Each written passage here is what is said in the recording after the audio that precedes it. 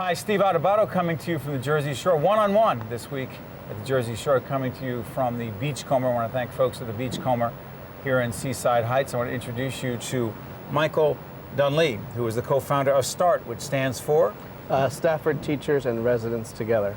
In Stafford, it's a community that experienced, like a lot of other communities, a lot of devastation after Hurricane Sandy. We're coming together at the Jersey Shore. A lot of the people we're talking to, all the people we're talking to, have been making a difference after Sandy. What happened in Stafford, and why is it that teachers have played such a huge role in that community in helping folks? Well, what happened in Stafford is similar to what happened up and down the coast.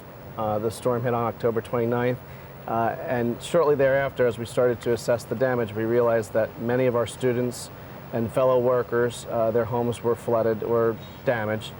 We are the bayside of the entranceway out to Long Beach Island, so we also had a lot of colleagues and other students that live out on the island. So what happened basically was we saw a lot of our fellow friends and students suffering and wanting to make a difference. And why teachers came into play was that our jobs were temporarily halted. We didn't have school to go to. And we care for our students and our fellow coworkers, so we figured let's go out and start helping since our houses were fine. What'd you do? We used Facebook, social media to get the word out that once we realized that the flooding had occurred in a lagoon area called Beach Haven West in Stafford Township, and started to spread the word and got 14 teachers and staff from Stafford Township School District to go out and start to remove all the flooded contents of a co-worker's home. Becky Mangino was a first grade teacher. Her husband ended up being the co-founder with START with me after we went and helped them. Joe Mangino, right. Co-founder of the organization? Yeah, we shared the responsibilities, and then when I went back to the classroom 2 weeks later, he pretty much took over the day-to-day operations and has kept it going. You know, it's interesting, we're here in Seaside Heights. If you can hear around us, there's a lot of construction going on, and that's, for a lot of folks down here, that's probably the best sound that they can hear, because that means things are moving forward. But there's a long way to go. Describe in Stafford the reaction in the community to what you and your colleagues in the education community were doing. It was a very warm reception. I think a lot of people wanted to help, and really what we did was say two words: follow me. It was finding out who needed help, and everybody wanted to help each other. Typically, I think we're very independent people in the United States. We don't really want to ask for help. We don't even like it when we need help. But the storm brought a lot of people to their knees, and I think having a lot of people that they knew and trust from their own community came out. We were received with open arms, and we had no shortage of homes to go into. So I think that we cashed in on the teacher part of it too, because it immediately created a sense of trust. They were very vulnerable.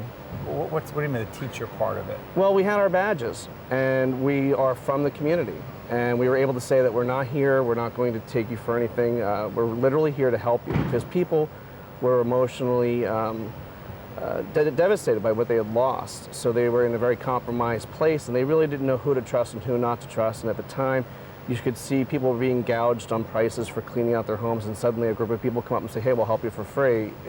They're dubious. So given that we had the teacher side of it, I think it really created an area where we could all come together and have an instant area of trust that we were able to get in and help as many people as we could. You know, it's interesting. In New Jersey, there's no shortage of conflict and tension when it comes to issues that sometimes involves teachers or educational issues. Sure. You know, debates, all kinds of things, right? And people think they know who and what teachers are all about. Do they? I think this was one of the options when we came up with the name, was to try to prominently place the word teacher there. Because I think that we are often characterized in a way that doesn't represent what teachers really are. We're members of the community. We live in the towns or the areas that we work in. We will always jump to the cause whenever it comes. And I mean, our examples are going in and just helping people remove their flooded belongings, rip up carpeting, remove drywall. But you take it onto a grander scale and you look at examples like Sandy Hook Elementary, or you go out to Moore, Oklahoma, and you see people putting their lives on the line. So I think the teachers and protecting children, losing their own lives in the process. When a mass murderer has gone crazed and looking to kill these children, Teachers are extraordinary people, aren't they? I think they need to shift the viewpoint of having summers off to what we do, not what we don't do, but what we do. And I think that was one of the purposeful placement of the word teacher in the name, because we are what we are and what we did. What has it done for you, this whole experience? It's reaffirmed a lot of my belief in humanity.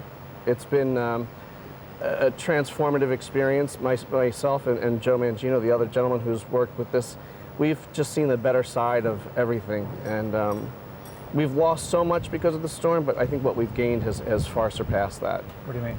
Well, I think that we understand our community better. We've reconnected with the elderly that was in that portion of the town that were uninsured and who were somewhat marginalized, and we were able to reconnect with them and kind of show them that we are a town. The town's been defined. It's been through a major change in the last 15 years in expansion and growth and population, sure. So I think this storm kind of gave a lot of people an idea of who's living next door to them now, where we've all been shut in our houses and we turn on our TVs, and this has brought a lot of people back together. Last question. I've asked many of the people who have been part of this one-on-one coming together at the Jersey Shore series this question, and you get a lot of different answers. I want to ask you, as an educator, but also more importantly as someone who's lived the Jersey Shore for a long time and knows this community, what is it about the Jersey Shore? I think when you look at the residents, we're everyday people. We have a lot of grit. We weather storms. We enjoy where we are. We know what the risks are when you live along the coast, but it doesn't minimize the impact when it happens. And one of the FEMA directors that we came into contact with when we were doing all this work was very impressed with the entire New Jersey response, because what his answer to me was that we weren't waiting. We were starting immediately. The cleanup that was happening, the work that was ongoing. We're not patient people, are we? No. I think it was, we're not going to wait for someone to help. We're going to start helping ourselves. Yeah. And I think that's one of the ways I would define us here, is that we're not going to wait. We're going to get up and start getting, we knew summer was coming. We had a timeline, a deadline. On behalf of everyone in the public television family, I want to thank you and your colleagues and the organization called START, which tell everyone again what it stands for. It's Stafford Teachers and Residents Together. Michael, thank you very much. Well, thank you for having me. I appreciate it. Thank you for being with us right there. One-on-one, coming together at the Jersey Shore. We'll be right back right after this.